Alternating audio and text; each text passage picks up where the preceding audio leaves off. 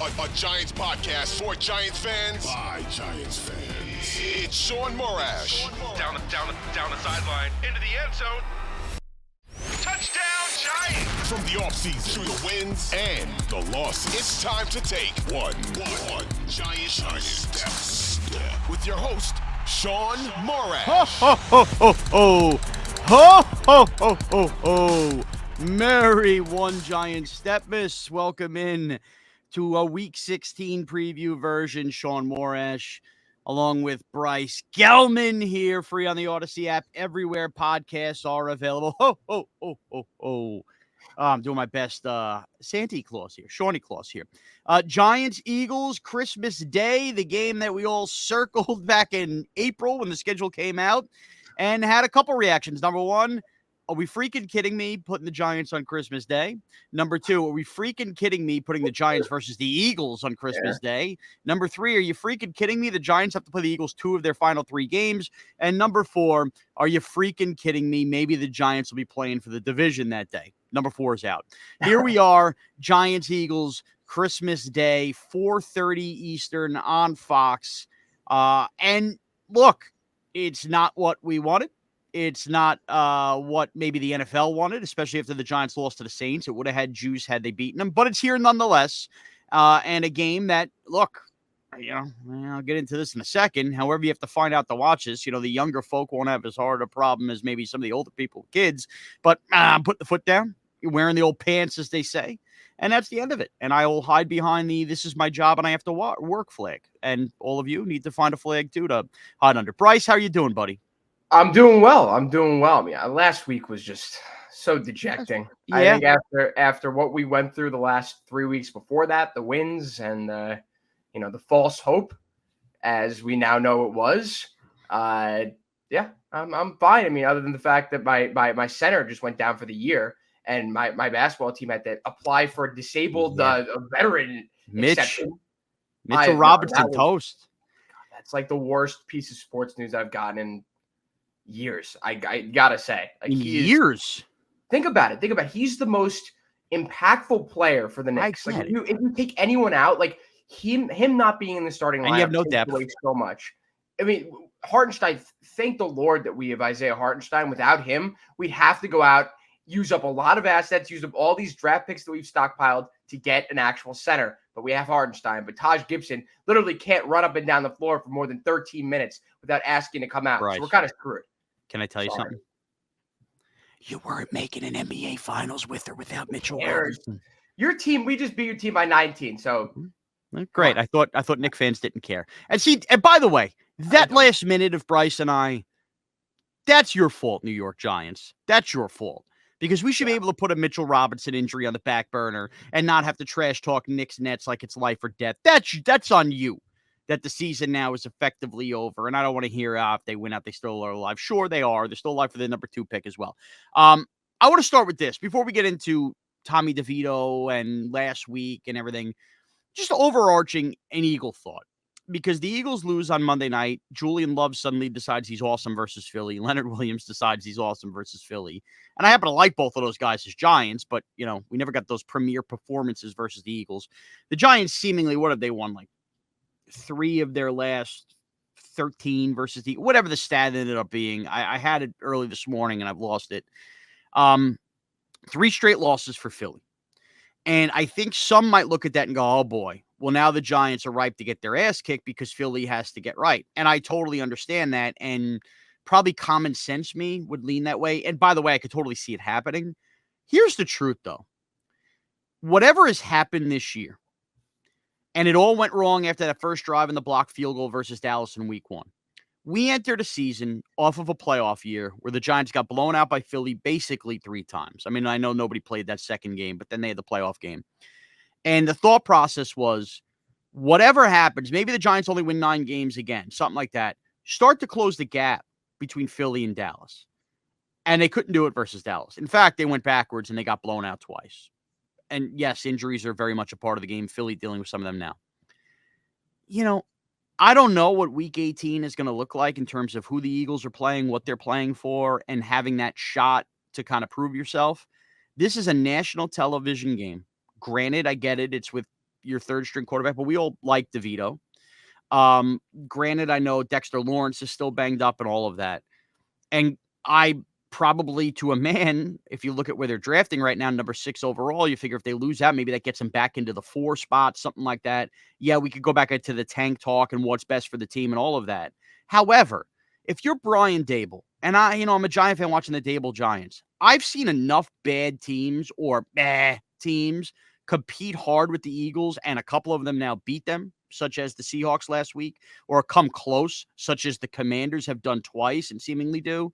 The Giants got to stop getting their ass kicked by the Eagles. And the time is now to prove that, Bryce. No better time than now, by the way. If you're really not playing for much at 5-8, there should be no 4th and 1. I'm going to punt here. This is the time to empty the toy chest. It's Christmas Day. Have some fun. The one thing left the Giants can do heading into next year is feel like they've lifted some sort of aura and presence that they can't hang with the Philadelphia Eagles off of their back. And that is the thing for me. The time is now, Bryce, to accomplish that. Yeah, you go out there, you bust your asses, and you make this game as close as possible while also losing, because you don't want to win this game. You don't want to win the next 3 games. And by the way, I'm fine with that. You score, 3-4 touchdowns and you cover the spread. Not that they care about covering the spread, but moral victory. Feel good about yourself. Good teams win. Great teams cover. Right. So, hey, no, I mean, but all seriousness, put up a fight on national television with everyone sitting at home on Christmas Day with their families. They want to see the Giants. Well, here's the thing. I think the Eagles are really getting on people's nerves. I think people are finally realizing, I mean, maybe they saw this last year in the game against the Giants, that Nick Sirianni is a piece of garbage. He is not only a terrible human being, but I don't think he's that good of a coach. And I want him to be absolutely embarrassed on Christmas Day by the Giants, but the Giants still need to lose that game. And Brian Daboll, continue to coach to win and continue to give your players some hope going down the stretch, but don't win this game. Because if you win this game, it sets your franchise back, because you didn't give yourself any maneuverability right now, because you won the last 3 games before the Saints game. So now you got to lose against the Eagles. You got to lose against the Rams and then the Eagles again to put yourself in the best possible position, because we all know going forward, the Giants need the best possible draft pick because of the holes in the roster. So go out, put up a fight, and come close to beating the Eagles. Listen, if they beat the Eagles, I don't think any Giant fan is going to be that upset about it. Well, Bryce, let me just interrupt you. I agree with that. I am way more disappointed in hindsight the way the season's gone that they ended up beating the New England Patriots, because that was like the team right there they were jockeying for. To me, and I'm with you, like preference, lose the next 3 games, whatever. I do think that this is a unique spot, though, where I will not be devastated if they beat the Eagles. I will look at that. Like, this is the one game outside of if you would have beaten Dallas a few weeks ago that you could sell me that plays towards next year in the Brian Daboll Giants, where you have something there where next year you go in versus those Eagle games. If you make the team better, and hey, look, we can hang with these guys. If you continue another year in a row of just getting dominated on both sides and you're uncompetitive versus them, that's a problem. So, like, yes, I'm with you. I kind of think they're in a spot now where DeVito's not the guy, Daniel Jones is the guy. Maybe they roll with those guys and they want to get a quarterback. I think that Shane will probably trade up like the Buffalo Bills did for Josh Allen. So if that 7 spot, the 5 spot, if that's the difference here, I'm a little less worried now than I was for the New England game. But yes, I still would prefer a 34-31 loss, and you kind of look back and go, we can beat these guys next Absolutely. Absolutely. Especially when this Eagles team is currently reeling. Well, they're on this 3-game losing streak. They've looked terrible on primetime the last 2 or 3 weeks. They are a beatable team. We talked about it last week. Of course, it was before the Giants got absolutely pummeled by the Saints. But this isn't an unbeatable Eagles team like they were last year.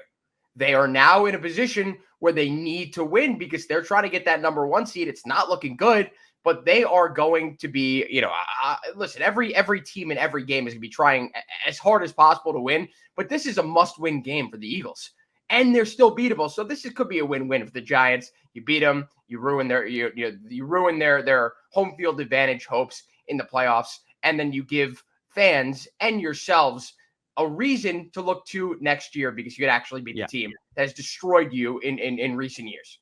A win-win. Yeah, and on that, we have to pivot here to the quarterback position and Tommy DeVito. Forget the off-the-field stuff, by the way. Welcome to my agency. Max taking care of Oh, him. nice. With Okay. that, Tommy and the family. Look, Tyrod Taylor came out at the end of that first half after DeVito was banged up. He got the Giants into a field goal spot, which, by the way, very debatable what Brian Dable was doing, playing for a 40-yarder with Jamie Gillen kicking. That's neither here nor there. He did drill it. I think that you need to ride this thing out the last 3 weeks. Last week is one of those games, and I know the Daniel Jones haters, hold your ears, where, again, I'm like, oh, I feel exactly like I feel with so many Daniel Jones games where the team maybe got blown out, didn't score nearly enough points, but my eyes told me a different story than the stat sheet told me. What my eyes told me was, I can't pin that on Tommy DeVito. And how many times have we said that about Daniel Jones? And it got to the point where we've said it so many times, people got tired of saying it, that we started blaming Daniel Jones. And look, Daniel Jones eventually, in my opinion, took enough of a beating that I could pinpoint things. But that was a classic, I'm not going to blame Daniel Jones game out of Tommy DeVito. It really was, because look, he takes the team up and down the field. The sacks that he was taking, and this is like so many Twitter nerds, and some of them do a good job. Some of them think they know what they're talking about, and they really don't. Get the all 22 film, and I've only learned this getting to work with Tiki in the past, Bart Scott. Like, man, you see what Twitter clips get clipped up of all 22 from like people who think they know what they're watching compared to like football players in the film room, and it's like they're watching two different games. The difference in like a quarterback running into his own sacks and an offensive line being bad, like there is a big difference. DeVito was running into a lot of his own sacks in his first couple starts. This was another game like so many of the Jones games where, I mean, man, 2 steps, you're dropped, bam, you're getting crushed. Justin Pugh was like a turnstile. It was that.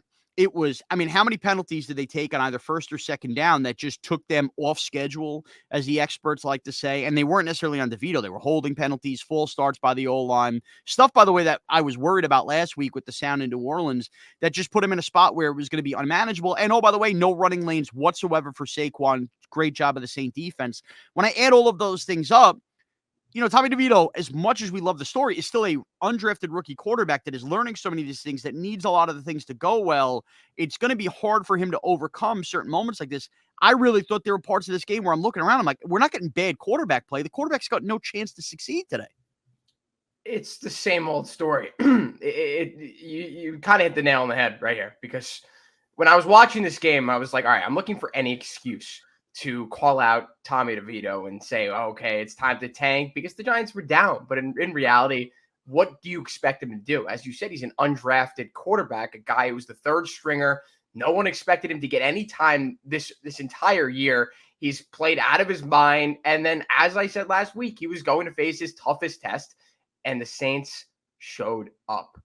And the Giants' offensive line, I think Andrew Thomas was the only one ranked on PFF above 60. I think he was like 64, but I think Pugh was like a 40. The rest of the line was bottom 5 in the league. So this is just back to square one. The Giants offensive line continuing to sell the quarterback, continuing to sell Saquon Barkley. This is just what happens with the Giants. And it's even more of an indication that the Giants need to improve, that there's still a bunch of areas, not just limited to the offensive line, that they need to get better at. But it obviously is a huge problem. You can't be starting Justin Pugh at any point in any game next year. Like, that's no, like, if you roll out Justin Pugh next year, you know exactly how the season's going to go. You know exactly how it's going to go. Well, I would just say this. Do I prefer an upgrade? Yeah. That was Pugh's worst game. Pugh still done a pretty good leadership, admirable job. Absolutely. Maybe bring him back as the 6th offensive lineman. I'm not as anti-Pugh overall. He had a bad game. He had a horrible game. Pugh is still. I'm not necessarily talking about like having him on the roster next year as a leadership, as a leader role. Oh, no, look, they should still look Udonis Haslam. Like, you need you got to pay the guy just to, if you want the leadership. This goes back to the beginning of the season. I didn't plan on talking about this, but it really pisses me off still to this point. You invested in your first draft, if you're Joe Shane, a top 100 pick on Josh Azudu as an interior guard out of North Carolina, okay? The idea being you're going to develop him. He was pretty good, in his rookie year when he played, as far as being like a run-blocking guard, and he needed to work on pass protection. The fact that the Giants left themselves so thin and didn't have a swing tackle, releasing Tyree Phillips, who has since come back from Philly and done a pretty damn good job playing for Evan Neal at right tackle, that Andrew Thomas going down, and this is what I'm talking about when Giant fans don't understand how significant this was. Oh, every team deals with injuries. No. Yeah, every team deals with injuries and finds a way to patch together depth. The Giants had zero depth at the beginning of the year behind their best player on their team, Andrew Thomas. It wasn't just, all right, your best player's out, find a way to. No, your best player's out, and you had literally nothing. That they took this project guard and had to make him play left tackle. And then he ends up getting hurt as a result a few weeks later, on top of his confidence getting shaken. He was basically crying after he got Daniel Jones hurt versus the Miami Dolphins. And here we are at the end of the year. And Justin Pugh, you want to talk about upgrading the position. This is the exact spot. If the Giants had a tackle early in the year and they could have brought a Zudu earlier, like we could be at week 15 going, the Giants really have something on the interior here with a guy they used the top 100 pick on. And now we still gonna have no freaking clue, and they might have ruined the guy's career. And we're starting Justin Pugh. Just think about that chain of events, because nobody's talking about it, because nobody cares at this point. The Giants totally might have screwed up a very crucial third-round pick because they failed in other places. And now, as a result, that where that guy could be needed now, you're playing Justin Pugh off the street and having that kind of situation happen. And now you have to do some patchwork going forward in this next draft. Everything's a domino, man, when you put together a roster. And you can't be wasting assets. And they might, we all talk about how a quarterback can get screwed up. They might have screwed up a guard by putting him somewhere he had no business being, and good for him in trying to step up. The whole thing is just an absolute disastrous mess. But bottom line is this. I didn't see enough from Tommy DeVito that makes me want to end this, even if you want to call it a charade, but like, worst case, he's a backup quarterback. Again, we keep saying that. Like, to me, I think he's proven enough that worst case, he could be that. He should play these next 3 weeks. I'm sorry, Tyrod Taylor. I respect you. I feel bad that you got hurt. You're probably not on this team next year, especially with the way DeVito's already proven himself. Exactly. I need to see DeVito.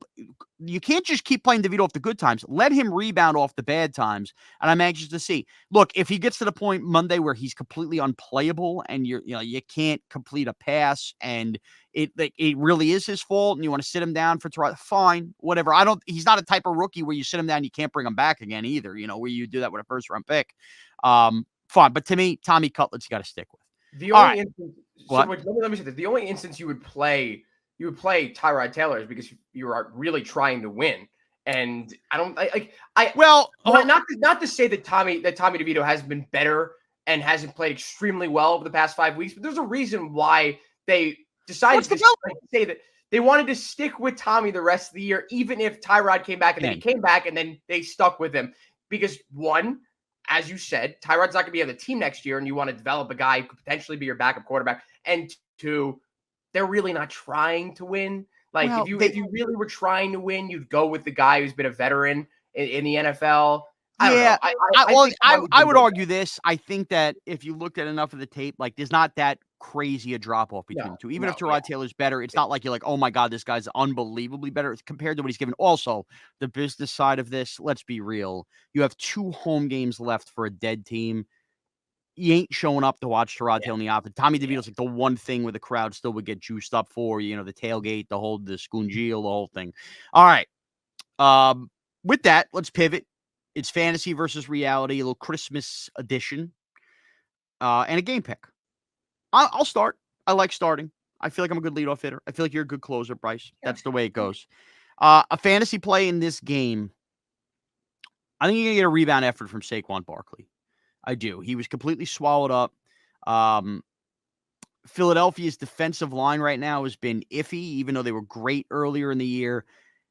I got a feeling Saquon is going to give you a good Christmas show. I really do. I think he's going to get in the end zone. Maybe he gets 80 yards. It's hard for me to trust that they're going to sling it all over the park for 250 and pinpoint the exact receiver that will, because it feels like that changes game to game with the DeVito offense. So Saquon's kind of okay, toss-up pick, whatever. The reality of this game, how do the Giants win this game? Well, number one, the reason the Giants get dominated by the Eagles is because they get dominated on the line of scrimmage. And right now, the Eagle defensive line is at least showing a little burst of, like, they're not necessarily getting the quarterback, all of that. They got to man up in the trenches here. And the Giants on the defensive front, Kayvon and Ojulari were dead quiet versus the Saints. Yeah. They got to go make Jalen Hurts' life a living nightmare. The Eagles are going to get theirs. They do. It's not like when they lose games, they're getting shut out. but you cannot get dominated in the trenches. Like, it's simple football there, and I don't care how lame that is, but it's the truth, because that's the reason the Giants get dominated by the Eagles is they're uncompetitive in the trenches versus them. That can't be the case in this game. What I think will happen, I think the Giants will lose to the Philadelphia Eagles because I've been trained to do this. I want them to play competitive. I think that they will on the ground, and Saquon will have his moments. But ultimately, I still think that this ends up being a 2-score game. What I want and what I think are two different things. I think the Eagles find their stride a little bit, still have some moments where they're clunky. The spread is 10.5, and I think they're close. I think the Eagles are going to win the game 27-16. Bryce, take it away. I don't want to be boring here, but I was going to go with Saquon anyway, and you kind of took the words right out of my mouth. I think that this is kind of brewing to be the perfect storm right now for Saquon, because the Eagles' D, especially their D-line, is showing a bunch of cracks. Kenneth Walker ran all over them last week, and I think Saquon will do much of the same. I think that Saquon needs a get-right game, a bounce-back game, especially after what he did. I mean, it wasn't his fault that he had no room to run against the Saints, but I think that this is going to be a game in which he gets his, and he gets right, and he gets back to what we all expect of Saquon Barkley, and I hope so, because I have him in fantasy and in the playoffs, so I need Saquon to perform. So I'm going to go with Saquon for my fantasy play, and I think the reality of this game is that, yes, the Eagles are reeling. Yes, the Eagles are, going to be – obviously, this is a must-win game for them, but I do think that the Giants put up a fight, but I do think at the end of the game, they get absolutely blown out. I think that if you want any chance of winning this game, you're going to have to get to the quarterback. You're going to have to make Jalen Hurts. I mean, he's banged up, whatever. He's sick. I don't know. There are a lot of excuses coming out from Sirianni, coming from Hurts. And I'm not going to say he wasn't sick last week, but he's not the same player he was at the start of the year. He has not been as good with his arm. He's been doing, I mean, you got to think like 90% of his damage with his legs. There's really no passing game. You got to get to the quarterback. Don't give him, lanes to run. Put a spy on him the entire game. I don't really care. Let A.J. Brown, let Devontae Smith beat you down the field. Okay, fine. But don't let Jalen Hurts run all over you. And don't let Boston Scott into the game, and do not let him score, because I'm tired of Boston Scott absolutely destroying the Giants. And that's the reality. But I think the game pick for me, I'm going to echo your sentiment. I think the Giants lose this game, but I don't think it's by a crazy amount. I think they lose. I'm going to say 34-19. I think they put up 19. Eagles cover. We're close. Yeah, We're close. It's close. I mean, last week you were way off, and I was no, here's the thing. I thought last week they'd win big, and this week would be like, oh my God, they lose by 30. But things have changed. They looked bad, but now the Eagles, I didn't think the Eagles would look that bad on Monday night. Yeah, exactly. But I don't want to be that far off. But yeah, the Eagles win this game. I don't foresee any circumstance where the Giants pull this one out. I wish I was saying something different, but that's just how I feel. All right. And with that, Bryce, I want to wish you a Merry Christmas, buddy, even though you're Jewish. Okay. Merry Christmas to you and to James, our producer, as well, and all of you guys out there. You're the best, kid. James, Merry Christmas to you as well. Merry Christmas to all our listeners. We will be back. I will be back actually on the Fan Tuesday recapping the game. I'll drop a reaction pod before that as well. I don't know. I'm over this. It's the holidays. I got 2 kids. I'm spent. You guys could relate. Break out the 7 fishes, break out the alcohol, and watch the Eagles win. But let's go Giants. All right. Thank you to everybody for taking one giant step with us. Thanks for watching this video. If you've enjoyed this video, please don't forget to give it a thumbs up and subscribe to our channel for more content like this. If you want to see more of our videos, be sure to check out our playlist and let us know what you think in the comments below. Also, don't forget to follow us on social media to stay up to date on our latest updates. Links are all in the description. Thanks again for watching, and we'll see you in the next video. One giant step.